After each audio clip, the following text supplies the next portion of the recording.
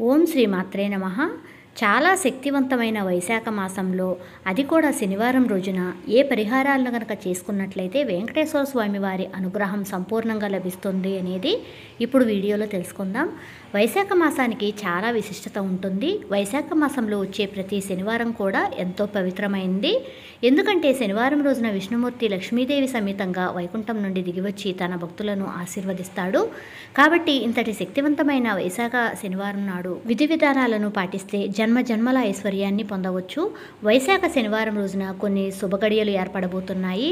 కాబట్టి వైశాఖ శనివారం రోజున ఎలాంటి పరిహారాలను పాటిస్తే వెంకటేశ్వర స్వామి వారి అనుగ్రహాన్ని సులభంగా పొందవచ్చు అనేది ఇప్పుడు తెలుసుకుందాం.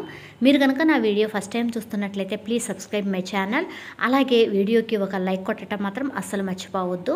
ఈ వైశాఖ శనివారం రోజున వెంకటేశ్వర స్వామి వారిని పూజిస్తే రెట్టింపు పుణ్య ఫలితం లభిస్తుంది.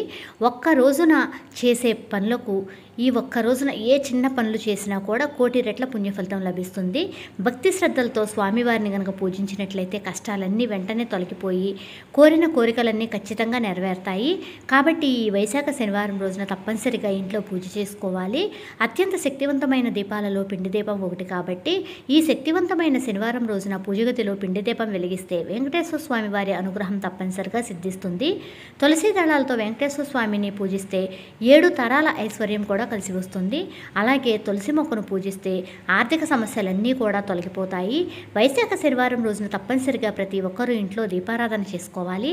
శనివారం ఇంట్లో పూజ చేసుకునేటప్పుడు వెంకటేశ్వర స్వామి వారికి నైవేద్యంగా ఒక చిన్న బెల్లం ముక్కను నివేదించినా సరిపోతుంది. స్వామివారి ఎంతో సంతోషించి కోరిన వరాలను ప్రసాదిస్తాడు. ఎవరైతే అప్పుల సమస్యలతో ఇబ్బంది పడుతున్నారో అలాంటి వారు కొబ్బరి నూనెతో కనుక దీపారాధన చేసినట్లయితే అప్పుల సమస్యల నుండి బయటపడతారు. అలాంటి వారు కొబ్బరి నూనె దీపారాధన తప్పనిసరిగా చేయండి. అప్పుల సమస్యలన్నీ పోగొట్టుకోండి.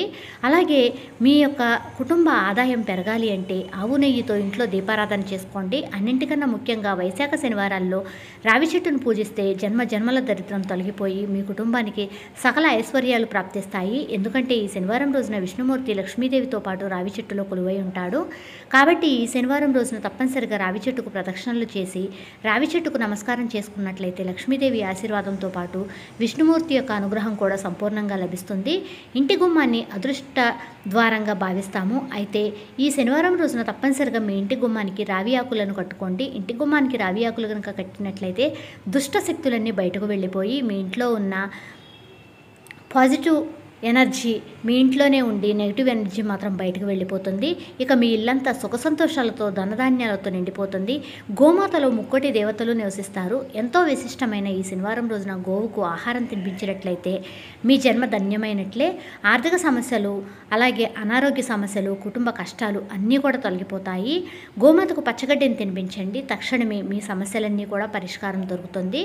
అలాగే గోవుకు ప్రదక్షిణలు చేసినట్లయితే ముక్కోటి దేవతలకు ప్రదక్షిణలు చేసినంత పుణ్యఫలితం దక్కుతుంది. ఇక గోవు తోకను పట్టుకున్నట్లయితే మీకు విపరీతమైన అదృష్టం కలిసి వస్తుంది. అంతేకాకుండా ఈ శనివారం రోజున తప్పనిసరిగా కాకికి ఆహారాన్ని పెట్టండి. ప్రతి శనివారం కాకికి కనుక ఆహారాన్ని తినిపించినట్లయితే పితృదేవతల ఆశీర్వాదం కూడా మీ కుటుంబం మీద ఉంటుంది. మీ కుటుంబానికి ఎటువంటి సమస్యలు రాకుండా వారు ఆశీర్వాదిస్తారు. అంతేకాకుండా సుఖ సంతోషాలతో జీవించడానికి అవకాశం ఉంటుంది. అలాగే శనివారం రోజున నల్లచెమలు కనిపిస్తే నల్లచెమలకు కొంచెం పంచదార వేయండి. ఆర్థిక ఇబ్బందులు నెల తిరగకుండానే తీరిపోతాయి. ఏదైనా పెద్ద సమస్యతో ఇబ్బంది పడుతుంటే శనివారం రోజున నల్ల కుక్కకు ఆహారాన్ని పెట్టండి. మీ సమస్యకు చక్కనైన పరిష్కారం లభిస్తుంది. వైశాఖ శనివారం రోజున చాలా నిష్టగా ఉండాలి. ప్రతి ఒక్కరూ తప్పనిసరిగా తలస్నానం చేయాలి. ఈ శనివారం రోజున పొరపాటుగా కూడా తలకు నూనె రాయకూడదు. అలాగే మాంసాహారానికి దూరంగా ఉండాలి. భార్యాభర్తలు బ్రహ్మచర్యం పాటించాలి.